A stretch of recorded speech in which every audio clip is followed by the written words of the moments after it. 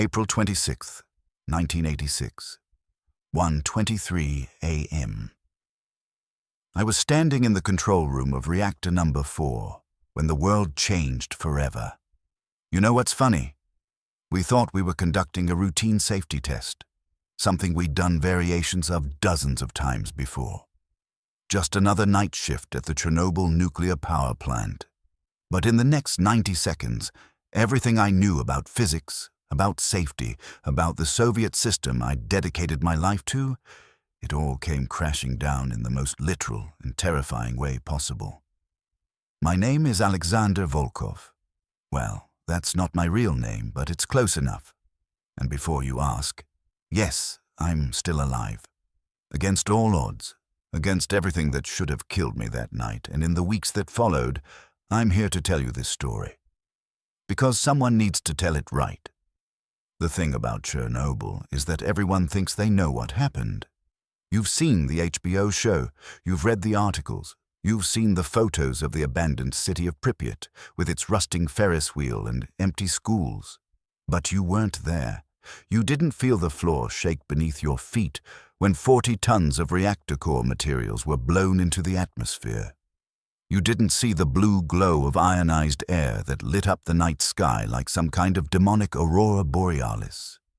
You didn't watch your friends and colleagues stumble around, vomiting, confused, their skin already beginning to redden from radiation exposure so intense it would kill them within days. And you didn't spend the next 3 months desperately trying to prevent an even worse disaster while your government lied to the world, to your families, and to you.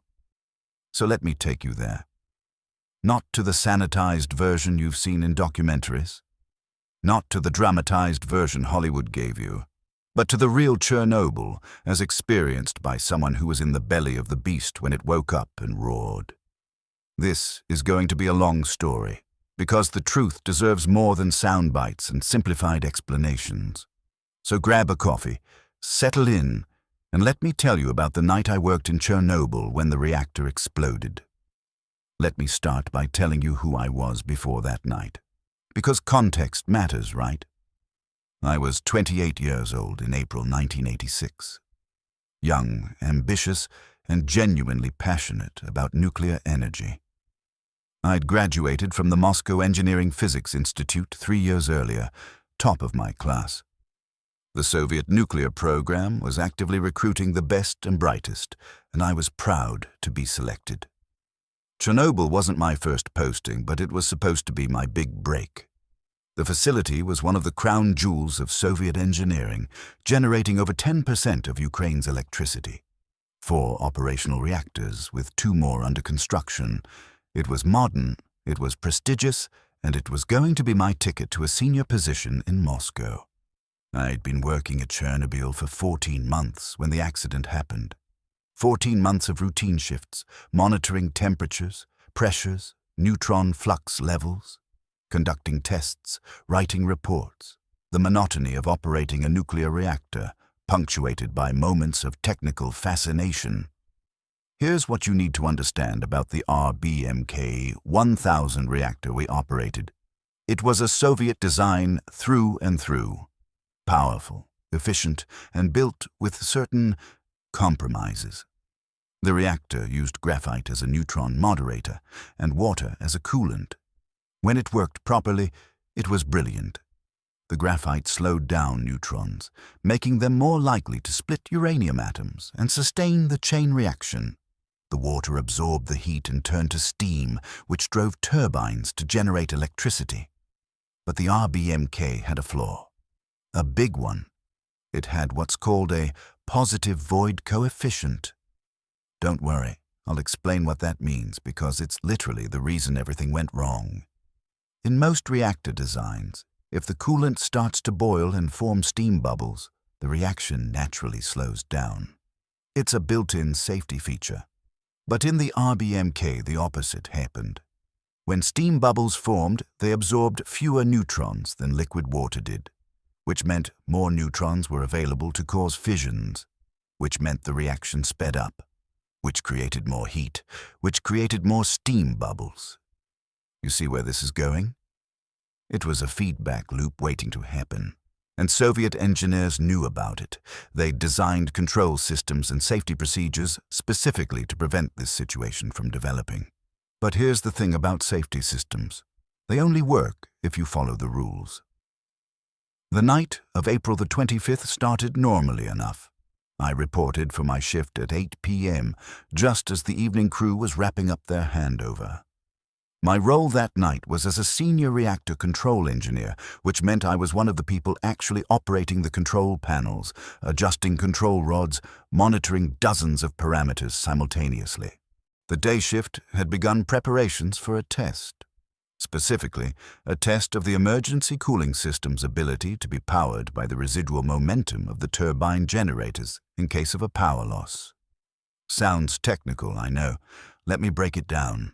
Imagine you're running the reactor, and suddenly the external power grid fails. Your reactor needs constant cooling even after you shut it down, because the radioactive decay continues to generate heat. But if the grid is down, how do you power the cooling pumps? You need backup power. We had diesel generators for that, but they took about a minute to start up and reach full power. 1 minute doesn't sound like much, but in a nuclear reactor, it's an eternity. So the idea was this. As the turbines spin down after losing power, could we extract enough energy from their rotational momentum to power the cooling pumps for that critical 60 seconds? It was actually a clever idea. And we'd attempted similar tests before, though not successfully. The problem was the timing. The test was supposed to happen during the day shift on April 25th, but there was a delay. The power grid controller in Kiev needed us to keep generating electricity longer than planned because demand was high. So the test got pushed back and pushed back until it fell to us, the night shift crew, to complete it. Now, here's where things get complicated. Because the night shift crew wasn't the same team that had spent all day preparing for this test. We were walking into the middle of a complex procedure that we hadn't started, with systems already configured in unusual ways, and with pressure from management to complete the test before morning. The shift foreman that night was Alexander Akimov. Good guy, competent engineer. But he was in a bad position, and I think he knew it. The deputy chief engineer, Anatoly Dyatlov, was on site supervising the test personally. And Dyatlov... Look, I don't want to speak ill of the dead, but Dyatlov was known for being demanding, aggressive, the kind of supervisor who didn't like to hear no or maybe we should reconsider this. At around 1 a.m. on April the 26th, we began the final stages of the test. The reactor had already been powered down to about 25% of its normal thermal output.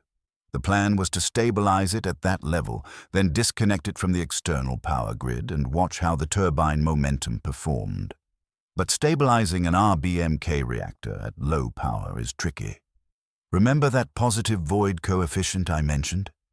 At low power levels, the reactor becomes unstable.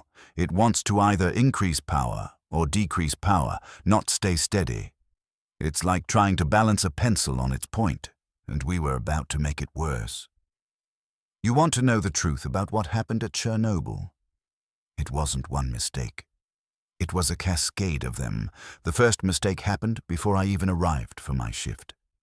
During the power reduction, the reactor's power level had dropped too far. Way too far.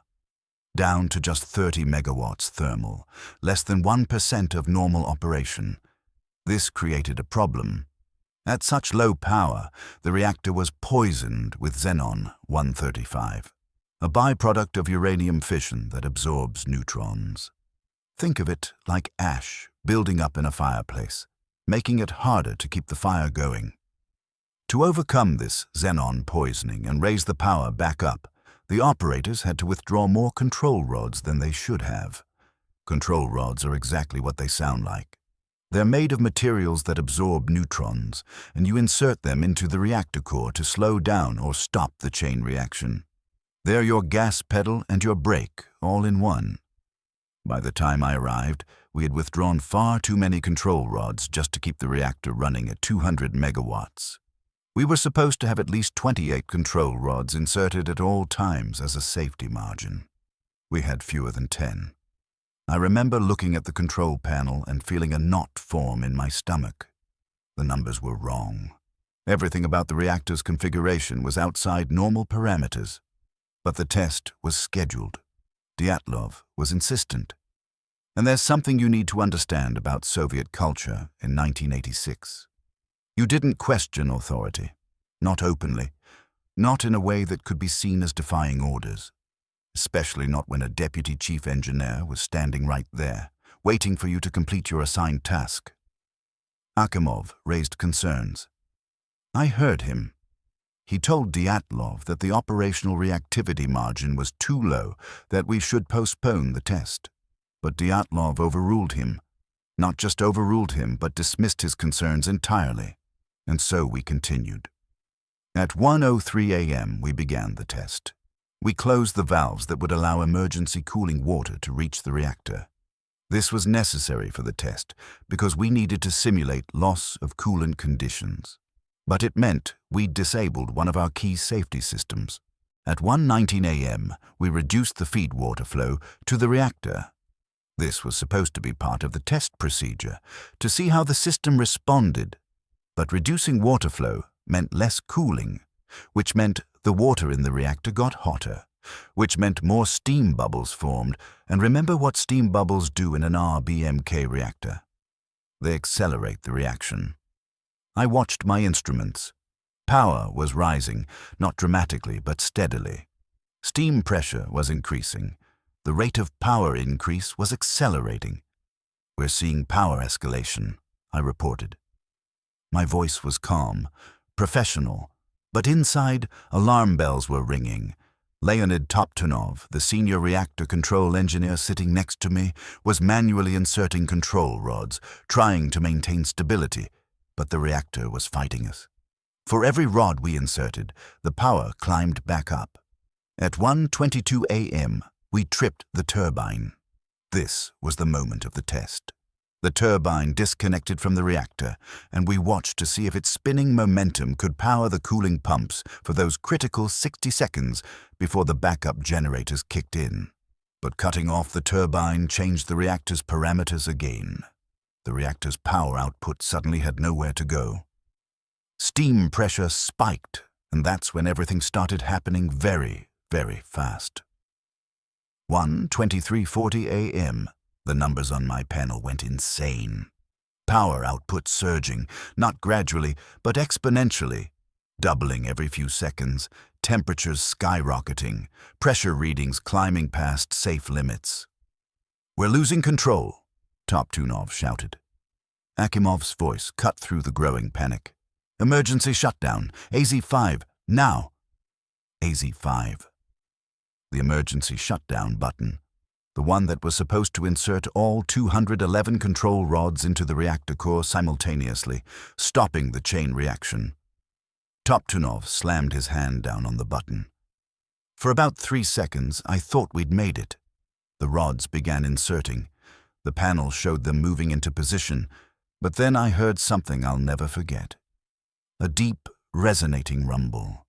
Not an explosion yet, more like the groan of a massive beast waking up. The floor began to vibrate beneath my feet, and my instruments showed something impossible. The power wasn't decreasing. It was accelerating even faster. Here's what we didn't know at that moment. The AZ-5 emergency shutdown had a fatal design flaw. The control rods had graphite tips on their ends.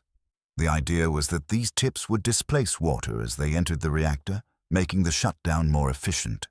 But when those graphite tips entered the bottom of the core first, in a reactor already in an unstable state, they briefly increased the reaction rate before the neutron-absorbing portions of the rods could take effect. We'd pressed the shutdown button, and we'd made the situation worse. The power surge became uncontrollable. My instruments pegged at maximum readings and stayed there. The rumbling grew louder.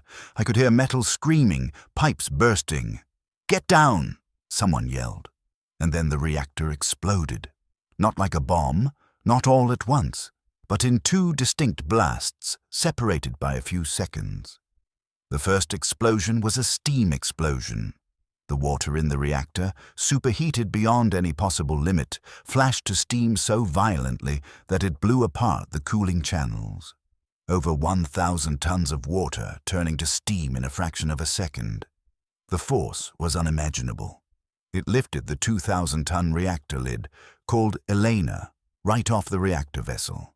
This massive steel and concrete disc, designed to contain anything that could happen inside the reactor, was thrown aside like a dinner plate. The second explosion came right after. This one might have been chemical, hydrogen mixing with oxygen in the exposed reactor core. Or it might have been another steam explosion. Even now, experts debate exactly what happened in those milliseconds. What I know is this: the second explosion was bigger. It completely destroyed the reactor building. It blew out the roof. It scattered pieces of reactor core, each one containing enough radioactive material to kill a person in minutes, across the facility grounds and into the surrounding area. And it released a column of ionized air and burning graphite that shot up into the night sky like a lighthouse for the apocalypse. In the control room, we were partially shielded from the worst of the blast, but the building shook like it was being hit by an earthquake. Ceiling tiles fell, windows shattered. Dust and debris filled the air. The lights went out, then flickered back on as the backup systems engaged. And then there was a moment of terrible, ringing silence. I don't know how long we sat there in shock. Seconds, minutes. Everything seemed to be moving in slow motion and too fast at the same time. Akimov was the first to move. He stood up, checking that everyone in the control room was physically okay. We were bruised, shaken, covered in dust, but alive. "What happened?" someone asked. Their voice sounded distant, muffled. I realized my ears were ringing from the blast, but I could still hear Akimov's response. I think the reactor exploded." Dyatlov, to his credit, also snapped into action quickly. But his reaction was different. "Denial. Impossible," he said firmly. "The reactor is intact. It must have been a tank or a pipe. Check the systems. Find out what exploded." I looked at my control panel. Every single indicator for the reactor was dead or showing impossible values. No flow, no pressure, no response. "The reactor's not responding," I reported. "I have no readings at all." "Then the sensors are damaged," Dyatlov snapped. "Volkov, Toptunov, go assess the damage to the reactor hull. I need a visual confirmation of the reactor's status." Toptunov and I exchanged looks. "Go look at the reactor." After that. But orders were orders. We stood up and headed for the door. The hallway outside the control room was chaos. Water was everywhere, pouring from broken pipes. Steam filled the air, making it hard to see more than a few meters ahead. The walls were cracked, exposed wires sparked and dangled. We made our way toward the reactor hall, or tried to. The normal pathways were blocked by debris and twisted metal. We climbed over wreckage, squeezed through gaps, breathing hard in the hot, humid air, and then we reached a point where we could see. Through the steam and smoke, through a massive hole in the wall, I could see into what used to be the reactor hall. The roof was gone, completely gone. Through the opening, I could see the night sky, and between us and that sky, where there should have been the reactor vessel, the protective structure, the carefully designed containment, there was just a glowing crater.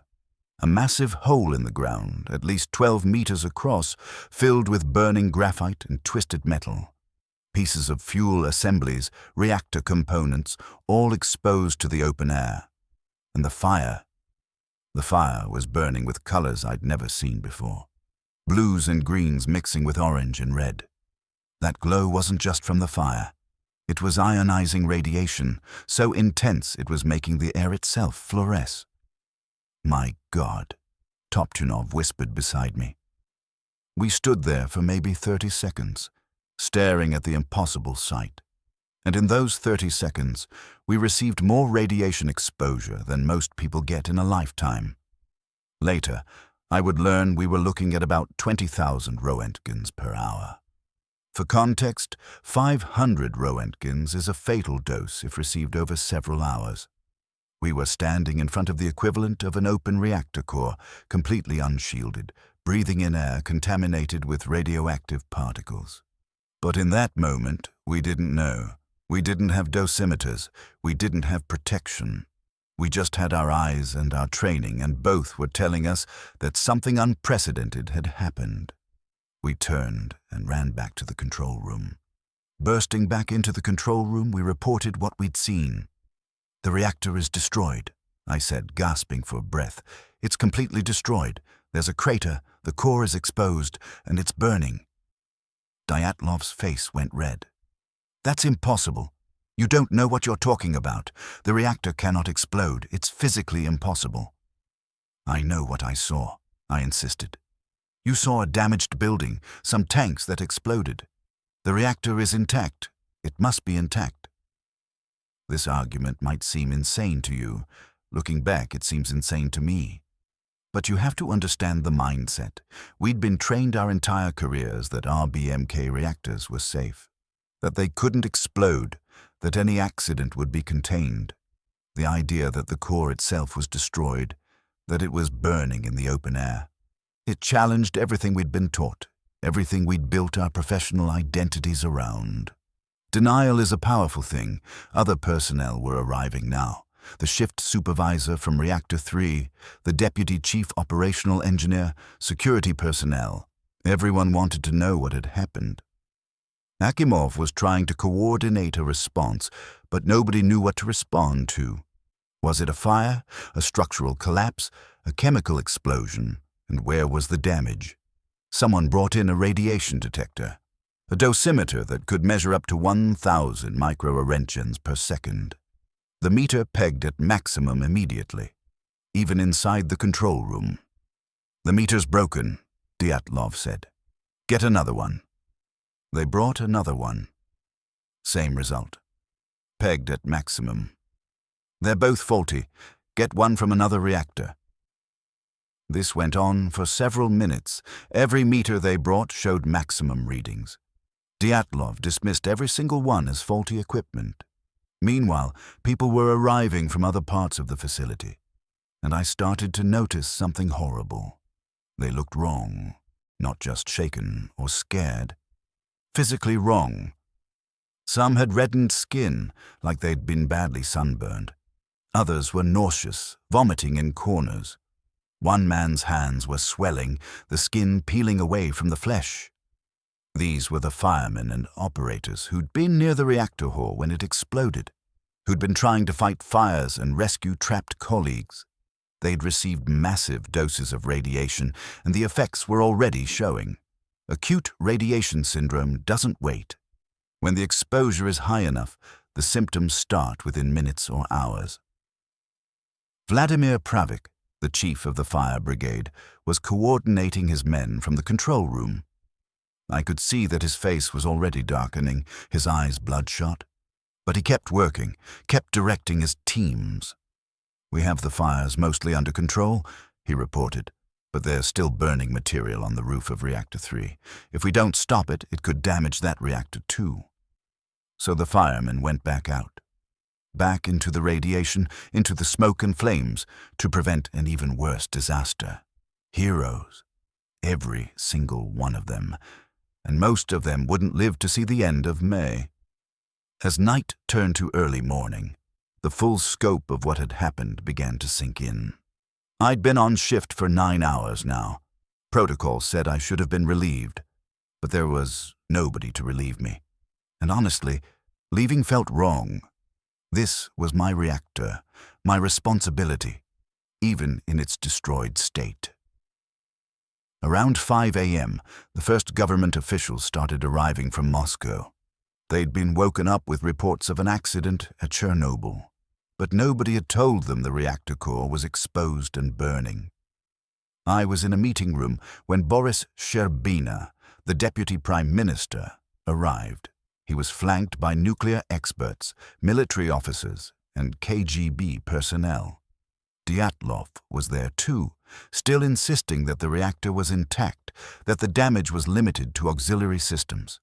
But then Valery Legasov spoke up. Legasov was one of the Soviet Union's top nuclear physicists. He'd been rushed to Chernobyl on a government plane. "I've reviewed the readings," Legasov said quietly. "The radiation levels are consistent with an exposed reactor core. If the core is intact, as has been suggested, then where is this radiation coming from?" Dyatlov started to respond, but Legasov cut him off. "I need to see it myself. I need a helicopter." By 6 a.m., Legasov was in the air, flying over Reactor 4. I wasn't in the helicopter, but I heard about what he saw. Through binoculars, from an altitude meant to provide some protection from radiation, he could see the crater, the glowing mass of core material, the fires still burning. When he landed, his face was grim. "The reactor is destroyed," he announced. "The core is exposed. We're dealing with a minimum of 3.5% of the core's radioactive inventory already released into the atmosphere. If the remaining fire isn't controlled, if the other reactors are damaged, this could become catastrophic beyond anything we've ever seen." That's when the Soviet government finally acknowledged the truth. But even then, the information was controlled, limited. Moscow was told, but the population of Pripyat, the city just 3 kilometers away where 49,000 people slept in their beds, they weren't told anything. The sun rose on April 26th over a city that had no idea its world had just ended. I need to tell you about Pripyat, because what happened to that city is its own tragedy, layered on top of the technical disaster. Pripyat was a model Soviet city, built specifically to house the workers of the Chernobyl power plant. It was young, modern, full of families. The average age of residents was around 26. It had schools, a hospital, an amusement park that was set to open in just a few days for May Day celebrations. On the morning of April the 26th, as people woke up and got ready for their day, some noticed unusual things. More military vehicles on the roads than normal. A strange taste in the air, metallic. Some people felt unwell, nauseous, but attributed it to stress or a virus going around. The authorities told them nothing. Kids went to school. People went to work. Life continued as normal, even as radiation levels in the city were climbing to dangerous levels. I learned this later, but it makes my blood boil even now. The government knew. We'd told them. We'd reported radiation readings. We'd confirmed the core was exposed, but they didn't evacuate. Why? Because evacuating would mean admitting something was seriously wrong. It would mean acknowledging that Soviet nuclear technology could fail. It would mean creating panic. So they waited and debated and formed committees. Meanwhile, I was still at the plant. I'd been sent back to my apartment briefly around 10 a.m. to clean up and eat something. The apartment was in the industrial zone, right next to the plant. My wife was there. She'd heard the explosions during the night and had been worried. "What happened?" she asked when I walked in. I paused. What could I tell her? The truth would terrify her, but lying felt wrong. There was an accident, a serious one. You need to prepare to leave. Leave? Leave where? I don't know yet, but when they tell you to go, go quickly. Don't argue. Take only what you need. And Katya, I looked at her seriously. Don't let anyone outside for long. Keep the windows closed. Don't drink tap water. She stared at me. Alexander, you're scaring me. Good, I said. You should be scared. But of course, being scared wasn't enough, because when I returned to the plant, there was still no evacuation order. The government was still assessing the situation. It wasn't until the afternoon that scientists took measurements in Pripyat itself. Using actual calibrated equipment that could measure high radiation levels, not the limited dosimeters that maxed out at low readings. They found radiation levels of 14 roentgens per hour in some areas. That's over 100 times normal background radiation, in a city full of children. Finally, at a high-level meeting that evening, the decision was made. Pripyat would be evacuated, but not immediately. The evacuation would begin at 1400 the next day, April 27th. Another delay. Another night of exposure for 49,000 people who still didn't know the danger they were in. The announcement came over the radio at noon on April the 27th. I wasn't in Pripyat to hear it personally, but my wife told me about it later. The announcement was deliberately calm, almost casual. Due to the accident at the Chernobyl nuclear power plant, unfavorable radiation conditions are developing in the city of Pripyat. The City Party Committee and City Executive Committee have decided to temporarily evacuate the citizens to populated areas of the Kiev region. For this purpose, buses will be provided to each residential building today, April the 27th, beginning at 1400 hours. Citizens are requested to take their personal documents, some food, and necessary items. The management of enterprises and organizations will ensure proper order during the boarding of workers onto transport. During the period of absence from the city, buildings and apartments will be guarded by the police. Comrades, temporarily leaving your residences, please do not forget to close windows, turn off electrical equipment and water taps, and shut off gas valves. Please maintain calm, organization, and order during the temporary evacuation. Temporary. That word is important, because telling people the evacuation was temporary meant they didn't panic. They took a few changes of clothes, some documents, maybe a favorite toy for the kids. They locked their doors and got on the buses, expecting to return in a few days. They never returned. Pripyat is still empty today. A ghost city, frozen in time, too contaminated to inhabit.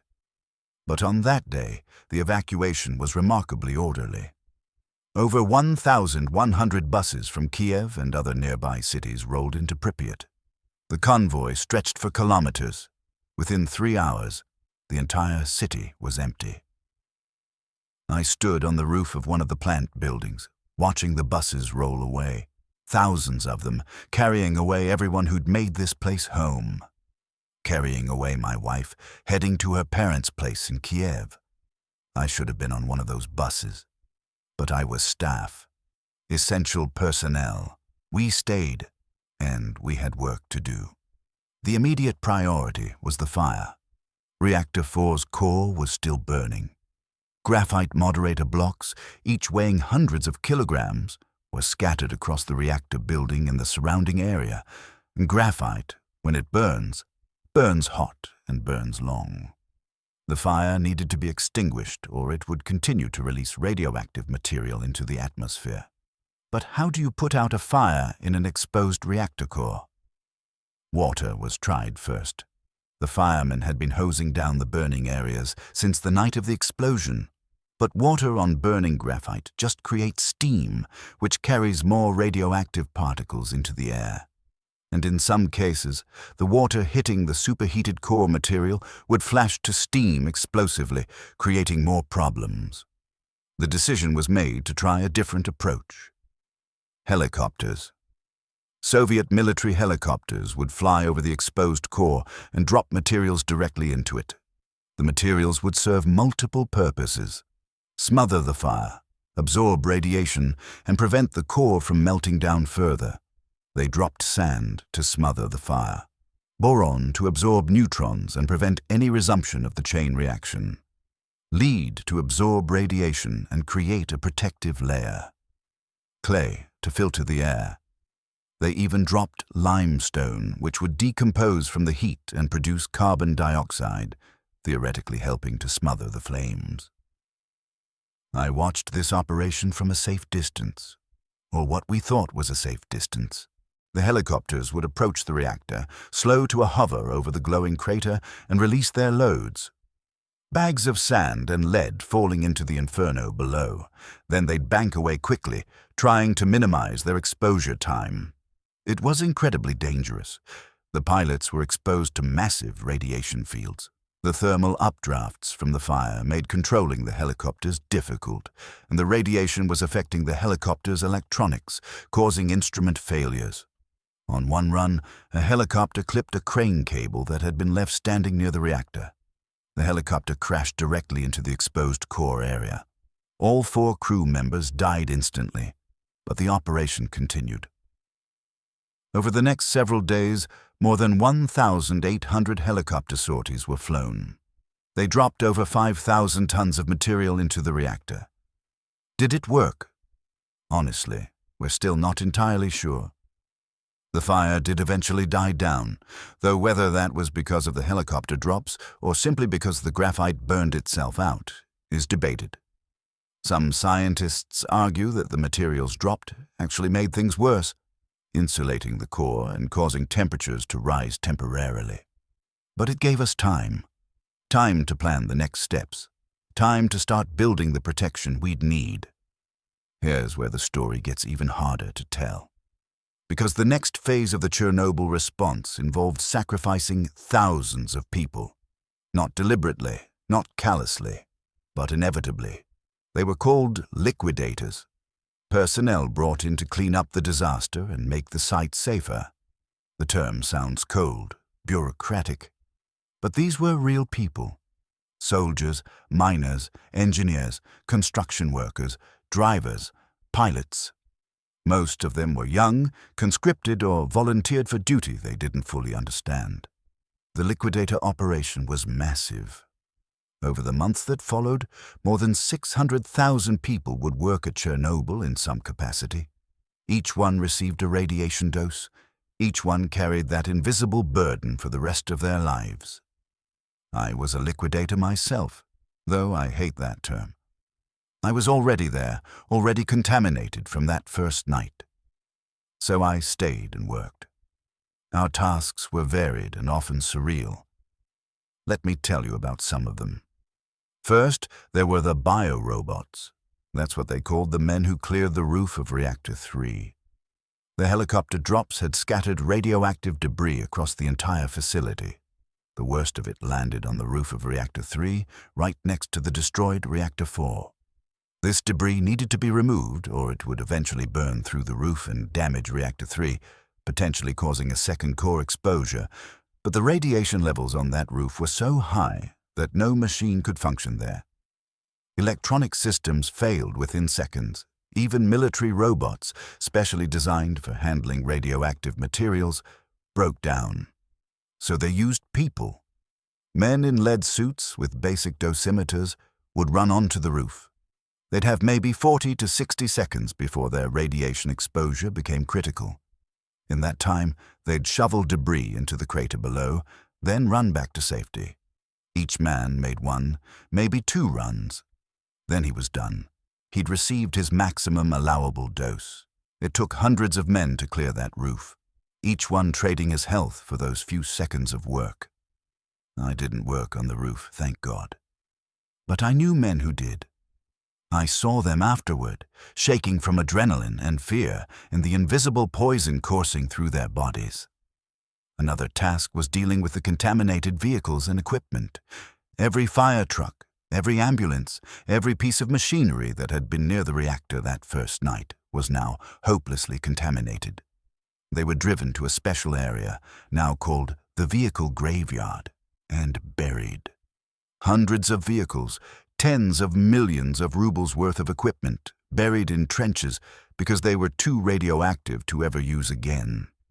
I spent several days helping to document and catalog equipment before it was buried. Wearing protective gear, holding my breath as much as possible, trying not to touch anything directly. Even with protection, I was accumulating dose. Then there were the animals. Pripyat and the surrounding area had been home to thousands of pets. Dogs, cats, livestock. When the people evacuated, they'd been told to leave their pets behind. "You'll be back in a few days," they were told. "The animals will be fine." But they weren't fine. The pets waited for their owners to return. They wandered the empty streets, confused and hungry. And they were contaminated. Dogs had rolled in contaminated soil. Cats had eaten contaminated birds. Their fur was radioactive. They couldn't be allowed to leave the exclusion zone, or they'd spread contamination. So soldiers were given orders to shoot them. All of them. I heard the gunshots for days, echoing through the empty city, and I thought about my wife's tears when she'd had to leave our cat behind. How she'd begged me to bring him later, once things were safe. There was no later, no safe, just soldiers with rifles, doing what had to be done. By late May, the immediate crisis was under control. The fire was out. The worst of the contamination had been removed from accessible areas. The remaining reactors at Chernobyl were being evaluated for potential restart. Yes, you read that right. They were considering restarting the other reactors, but Reactor 4 still needed to be dealt with permanently. The exposed core, the destroyed building, the tons of radioactive material scattered throughout the structure, it all needed to be contained. The solution was the sarcophagus, a massive concrete and steel structure that would be built around and over the destroyed reactor, sealing it off from the environment. I was part of the planning team for this. My knowledge of the reactor's original design was valuable for understanding what remained and what could be safely built around it. Let me tell you, designing a containment structure around an exploded nuclear reactor is not something you learn in engineering school. We were making it up as we went, using the best science and engineering we had, but knowing that we were working in conditions no one had ever faced before. The structure had to be built fast. Every day that passed meant more radiation escaping into the environment. But it also had to be built carefully. Another collapse could make things even worse, and it had to be built by people. People who would be exposed to radiation every moment they worked. Construction began in June. Thousands of construction workers, many of them military engineers, began assembling the structure. They worked in shifts, carefully monitored to ensure no one exceeded their radiation dose limits. Though honestly, those limits were more like guidelines at this point. Everyone knew they were being exposed to more than was safe. The sarcophagus design was brutal in its practicality. It consisted of massive steel beams and concrete panels, assembled in sections and then maneuvered into place by cranes. Some sections had to be built directly adjacent to the most contaminated areas of the plant. Workers would assemble prefabricated components in safer areas, then quickly move them into position near the reactor. Speed was everything. Get in, do your job, get out. I watched from a distance as the structure slowly took shape. A massive, imposing shell of metal and concrete, growing day by day around the reactor's corpse. It wasn't pretty. It was never meant to be. It was functional, pragmatic, a monument to humanity's ability to contain the consequences of its mistakes, if barely. The sarcophagus was completed in November 1986, just 7 months after the disaster. It wasn't perfect. There were gaps, areas where construction was too dangerous to complete properly. Radiation still leaked out, but it was better than nothing. It reduced the radiation escaping into the environment by a significant factor. And it bought time. Time to figure out a better long-term solution. Time for the radioactivity to decay naturally. That original sarcophagus stood for 30 years. It's been replaced now by the new safe confinement, built with international cooperation and designed to last a century. But that's another story. As summer turned to fall in 1986, the question on everyone's mind was, what actually happened? Why did the reactor explode? The Soviet government's official position, initially, was that the disaster was entirely the fault of the operators, Akimov, Toptunov, Dyatlov. They were blamed for gross violations of safety protocols, for being incompetent and reckless. And yes, mistakes were made. The test should have been stopped when conditions were unsafe. More control rods should have been maintained. Safety systems shouldn't have been disabled. But the operators weren't the root cause. They were working with a reactor design that had fundamental flaws. They were following a culture that discouraged questioning authority. They were operating under pressure to complete tests according to schedules set by people who weren't in the control room that night. Valery Legasov knew this. He knew that the RBMK reactor design had problems. He knew about the positive void coefficient, about the control rod design flaw that had accelerated the accident when AZ-5 was pressed. And to his immense credit, he said so. Not immediately, not publicly at first, because doing so in the Soviet Union in 1986 was dangerous. But he documented it. He recorded tapes describing the real causes of the accident. He pushed for design changes to the remaining RBMK reactors. In April 1988, exactly 2 years after the disaster, Legasov died by suicide. The official cause was depression related to radiation exposure and the stress of dealing with Chernobyl. But those who knew him believed it was more than that. He'd been ostracized by the Soviet nuclear establishment for his honesty. His career was destroyed. His legacy was being suppressed. He left his tapes behind, a testament to what really happened. And eventually, those truths came out. The reactor design was flawed. The safety culture was inadequate. The political system that demanded success at all costs while punishing honesty created conditions where disaster was inevitable. Chernobyl wasn't just a technical failure. It was a systemic failure. Let me tell you about the cost of Chernobyl, the real cost in human terms. The official Soviet death toll was 31 people. These were the immediate casualties, people who died in the explosion or from acute radiation poisoning in the weeks that followed. That number is technically accurate. But it's also a lie, because it doesn't count the thousands of liquidators who died in the years after, from cancers and illnesses caused by their exposure. It doesn't count the increased rates of thyroid cancer in children who were exposed to radioactive iodine. It doesn't count the psychological trauma, the destroyed communities, the families torn apart. The real death toll is unknown and unknowable. Estimates range from a few thousand to nearly 100,000, depending on how you calculate radiation-related deaths over time. Alexander Akimov, the shift foreman who tried to stop the test, died on May 11, 1986. Acute radiation syndrome. He received approximately 1,300 rem in the accident. His body essentially disintegrated from the inside out. Leonid Toptunov, who sat next to me in the control room, died on May 14th. Same cause. He was 25 years old. Vladimir Pravik, the fire chief who led his men into the radioactive inferno that first night, died on May 9th. He was 23. I could list hundreds of names. Thousands. Each one a person with a life, a family, dreams and futures that were stolen by radiation they couldn't see, couldn't smell, couldn't feel until it was too late. And then there are people like me, the survivors.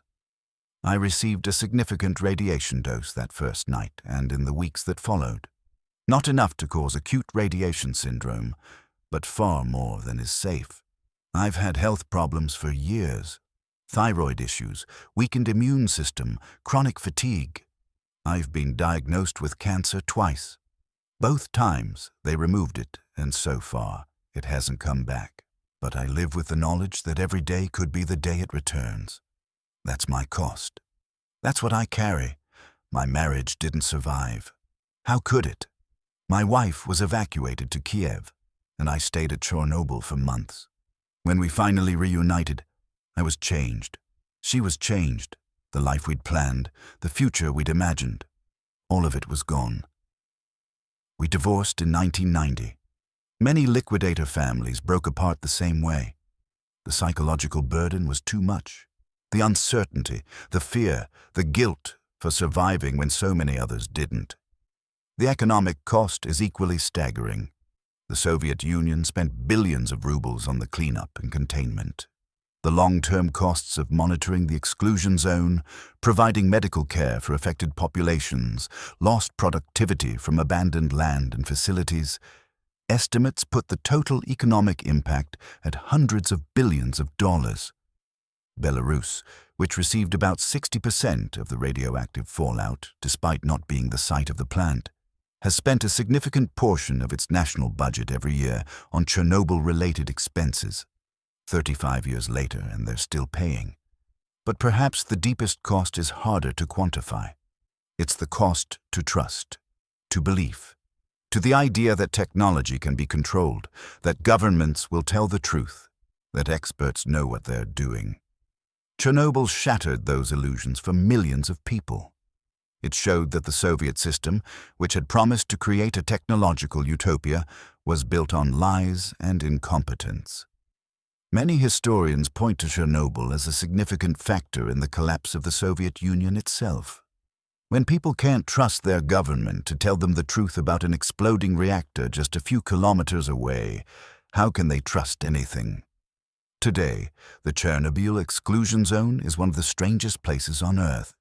It covers about 2,600 square kilometers, roughly the size of a small country. It's been largely abandoned for over 30 years now. Nature has reclaimed it in ways both beautiful and eerie. Trees grow through abandoned buildings. Vines cover Soviet murals and propaganda posters. The famous Pripyat amusement park, which never opened, sits rusted and overgrown. The Ferris wheel, which has become a symbol of the disaster, creaks in the wind but never turns. But here's the thing, the zone isn't empty. There are still workers at the Chernobyl plant. Yes, the plant. Because even after Reactor 4 was destroyed, the other reactors continued operating. Reactor 2 operated until 1991, when a fire forced its shutdown. Reactor 1 operated until 1996, and Reactor 3, right next door to the destroyed unit, operated until the year 2000. That's right. People were working in a nuclear reactor adjacent to the sarcophagus every day for 14 years after the disaster. The plant still requires staff for decommissioning work and to monitor the sarcophagus and the new containment structure. They work in shifts, living outside the zone and commuting in for their work periods. Then there are the Samosili, the self-settlers. These are mostly elderly people who evacuated in 1986, but eventually returned to their homes in the zone. They couldn't adapt to life elsewhere, or they simply decided they'd rather die in their homes than in exile. The government officially forbids this, but they've largely given up trying to remove these people. There are a few hundred of them, living in scattered villages, growing their own food, living quiet lives in one of the most contaminated places on Earth. Are they safe? Not really. The food they grow is contaminated. The water they drink is contaminated. But they're old, and the effects of radiation exposure take time. Many of them have lived in the zone for decades now and seem reasonably healthy. Radiation is unpredictable like that. The zone has also become an unlikely nature preserve. Without humans, wildlife has returned in force. Wolves, deer, wild boar, even rare species like Przewalski's horses have been reintroduced and are thriving. There are more animals in the zone now than there were before the disaster. This has led to an ongoing debate. The animals are exposed to radiation. They accumulate radioactive isotopes in their bodies. They probably have higher rates of mutation and cancer, but they're also not being hunted, not competing with humans for space. For some species, the absence of humans is a bigger benefit than the presence of radiation is a detriment. It's a complicated legacy. The zone is simultaneously a dead zone and a living one, a warning and a second chance, a place of tragedy and unexpected resilience. So what did we learn from Chernobyl?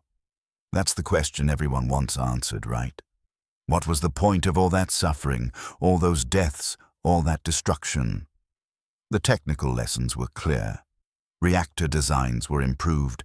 The remaining RBMK reactors in the Soviet Union were retrofitted with changes that eliminated the most dangerous design flaws. New safety systems were added. Control rod designs were modified.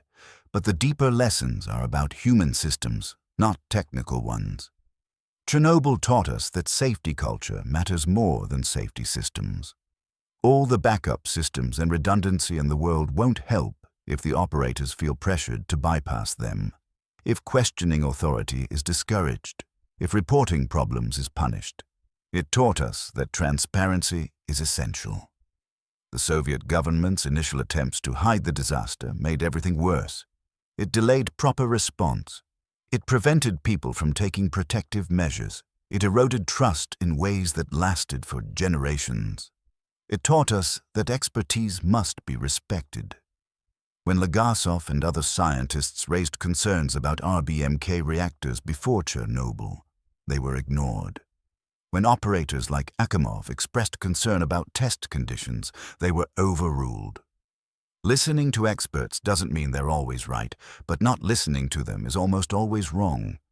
It taught us that there are no purely technical solutions to complex problems. Chernobyl wasn't just an engineering failure. It was a failure of management, of culture, of political system. You can't fix those problems with better designs alone. And perhaps most importantly, it taught us humility. We are not as in control as we think we are. Our technology is not as safe as we believe. Our institutions are not as reliable as we assume. These lessons were supposed to prevent future disasters, and in some ways, they have. Nuclear safety worldwide improved dramatically after Chernobyl. The industry took the lessons to heart. But then Fukushima happened in 2011. Different reactor design, different cause, different country. But some of the same underlying problems. Overconfidence, insufficient safety culture, failure to adequately prepare for worst-case scenarios. We're not as good at learning from history as we think we are. I need to tell you about what Chernobyl did to me personally. Not just the physical effects, though those are real and ongoing, but what it did to my mind, my understanding of the world, my sense of myself. For the first few years after the accident, I was in survival mode. Get through the cleanup, deal with the immediate health issues, try to rebuild some semblance of a normal life. I didn't have time or energy to really process what had happened. But eventually, you have to sit with it.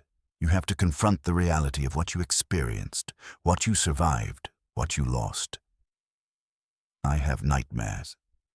Not every night, but regularly. I dream about the control room, about watching my instruments go crazy, about pressing buttons that don't respond. I dream about the blue glow of ionized air, about the faces of men who died. I have survivor's guilt. Why did I live when Akimov and Toptunov didn't? We were in the same room that night. We received similar exposures initially. But they went back, again and again, trying to save the reactor, trying to prevent worse damage. They exposed themselves to lethal doses trying to do their duty. I followed orders too. But I didn't go back into the worst areas. I didn't volunteer for the most dangerous assignments. I was careful. Maybe too careful. And I lived, and they died. I've spent 35 years wrestling with that. Therapists tell me it's irrational, that I shouldn't blame myself for surviving. But knowing something intellectually doesn't make it feel less real emotionally. I also carry anger. Anger at the Soviet system that created the conditions for the disaster. Anger at the bureaucrats who delayed the evacuation. Anger at the officials who lied and covered up and sacrificed so many people to save their reputations. And anger at myself, for not speaking up more forcefully that night, for following orders when I should have refused, for being part of a system I now recognize as fundamentally broken. But alongside the anger and guilt, there's also a strange kind of purpose. I survived for a reason. Maybe that reason is to tell this story, to make sure people understand what really happened, to honor the memory of those who didn't make it by ensuring their sacrifice wasn't meaningless. That's why I'm talking to you now. That's why I'm telling you these details, these personal moments, these painful memories. Because Chernobyl matters. Not just as history, but as warning, as lesson, as reminder. We still use nuclear power. We're building new reactors. We're developing new designs. And that's not necessarily bad. Nuclear energy has an important role to play in addressing climate change and meeting energy needs. But we have to remember, we have to learn, we have to be humble about what we don't know and careful about what we do. We have to listen when people raise concerns. We have to value safety over convenience. We have to tell the truth, even when it's uncomfortable. If the story of Chernobyl can help prevent even one future disaster, then maybe all that suffering had some purpose. I went back to Chernobyl last year. First time in a decade. It's a tourist destination now. Can you believe that? You can book a tour, sign some liability waivers, get briefed on safety procedures, and spend a day walking through the exclusion zone, through Pripyat, past the plant itself. The tours are safe, relatively speaking. You receive about the same radiation dose in a day-long tour as you'd get from a transatlantic flight. The guides know which areas to avoid, which routes are safest. But for me, it wasn't a tourist trip. It was something else. A pilgrimage, maybe. A confrontation with ghosts. I stood in front of the new safe confinement, the massive structure that now covers the sarcophagus that covers Reactor 4. It's impressive, this new structure. Clean lines, modern design. It looks nothing like the desperate, hasty construction I remember from 1986. But underneath all that steel and concrete, the reactor still sits. The fuel is still there. Radioactive, dangerous, deadly. It will remain that way for tens of thousands of years.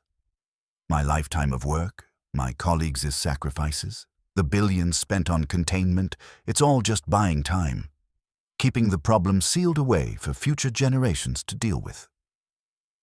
I walked through Pripyat with my guide. She was young, maybe 25, born years after the disaster. She knew the history academically, but she hadn't lived it. She pointed out landmarks. This is the Palace of Culture. This is where they had concerts and community events. This is the swimming pool. It actually stayed open for years after the disaster for workers at the plant. I nodded along, but I was seeing different things. I was remembering the Palace of Culture filled with people on May Day celebrations. I was remembering the pool crowded with kids on summer days. I was remembering a city alive before we killed it. We walked past the apartment building where I'd lived. The windows are empty now, the doors hang open. Nature has invaded, trees growing up through the floors. But I could still see my apartment, 4th floor, 2nd window from the left.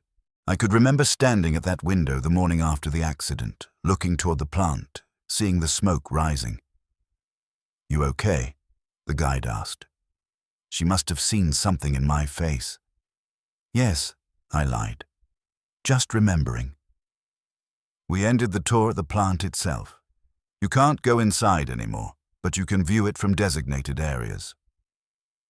The new safe confinement dominates the skyline, a massive silver arch covering the destroyed reactor. Next to it, the other reactor buildings stand in various states of decommissioning. It will take decades to fully dismantle the facility. Maybe a century. Another gift we're leaving for the future. I stood there for a long time, just looking. Remembering April 26th, 1986. Remembering the young engineer I'd been, confident in Soviet technology, proud of my work.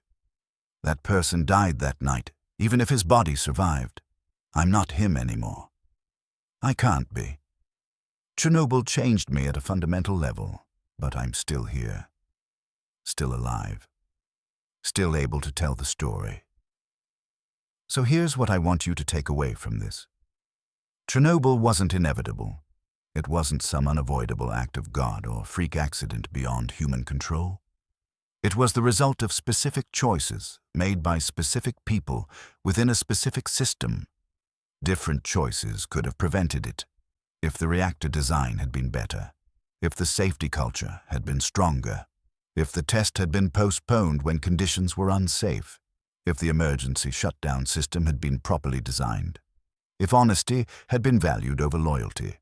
Any one of those changes might have been enough, But Chernobyl also wasn't unique. The conditions that created it, overconfidence, pressure to perform, suppression of dissent, prioritizing short-term goals over long-term safety, these exist in many organizations and systems, not just Soviet-era nuclear plants. Every major disaster has precursors, warning signs that were ignored, concerns that were dismissed, near misses that were downplayed. Chernobyl had all of these. There had been other incidents in RBMK reactors. There were known design flaws. Experts had raised concerns, but nothing was done until it was too late. The question you should be asking yourself is, where are the precursors today? What disasters are brewing because we're ignoring warning signs? What systems are we overconfident about? Where are we suppressing dissent or dismissing concerns because they're inconvenient? I'm not just talking about nuclear power, though that's certainly one area. I'm talking about any complex, potentially dangerous technology or system.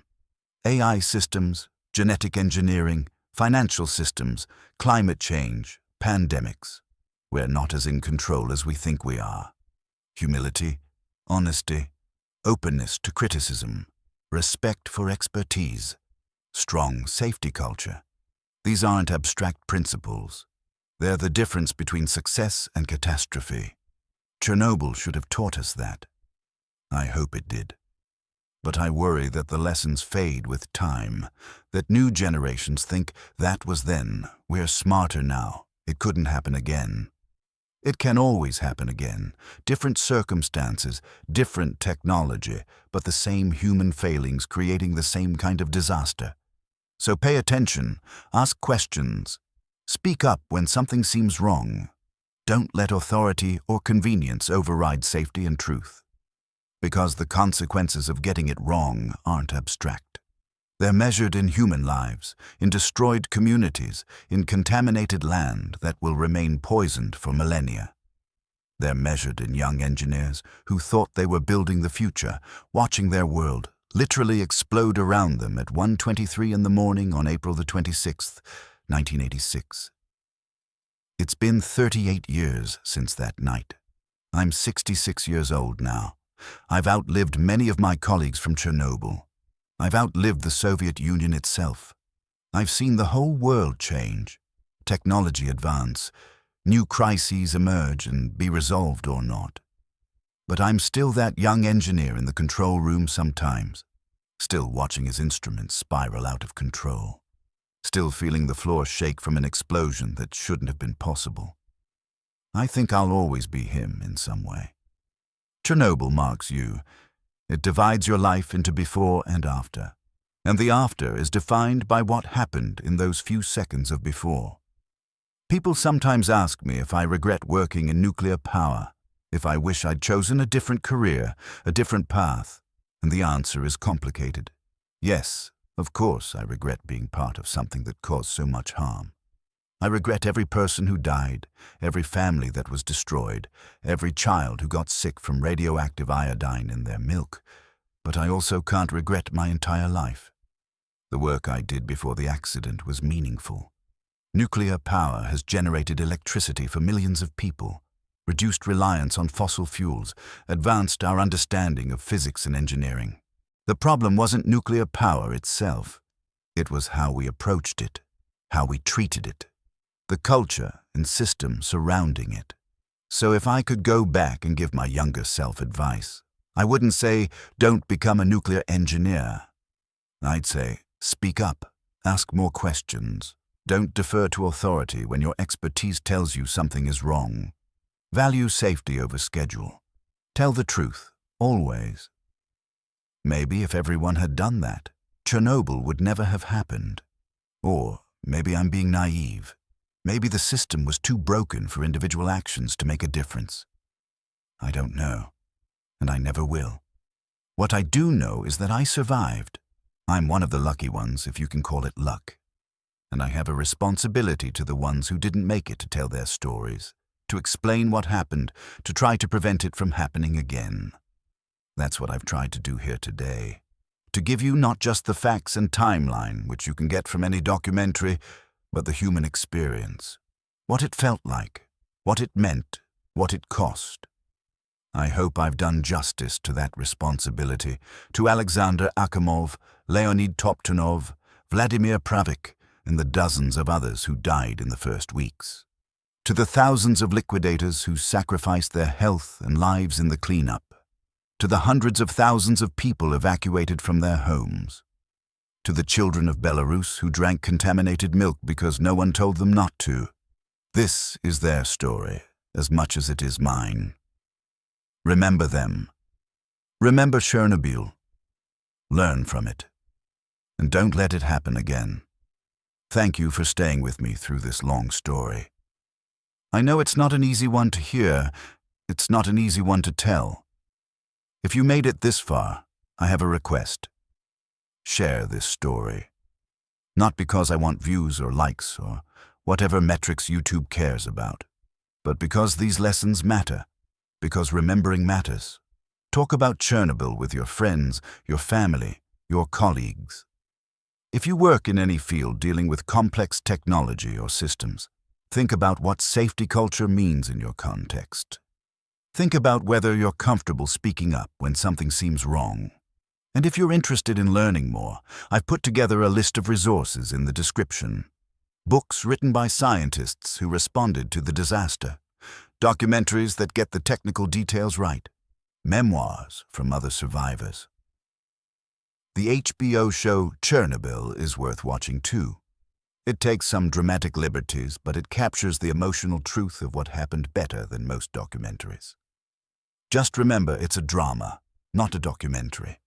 The real story is messier, more complicated, and in many ways, more tragic. Support organizations that help Chernobyl victims and their families. They're still out there, still dealing with the consequences 38 years later. Medical care for people with radiation-related illnesses. Support for communities affected by the disaster. They need help, and they receive far less attention than they used to. And finally, stay curious. Stay critical. Don't accept simple answers to complex questions. Don't assume that experts always know what they're doing or that safety systems always work. But also, don't become cynical or paranoid. The answer isn't to reject technology or expertise. It's to engage with them thoughtfully, critically, and humbly. That's what Chernobyl should teach us. Not fear of technology, but respect for its power and awareness of our own limitations. I'll be in the comments if you have questions. I can't promise to answer everything, and there are some details I still can't share for various reasons. But I'll do my best. Thank you for listening to an old engineer's story. Thank you for caring enough to want to understand. And thank you for being the kind of person who watched this video about a nuclear disaster from 1986. The world needs more people like you. Stay safe, stay curious, and remember Chernobyl.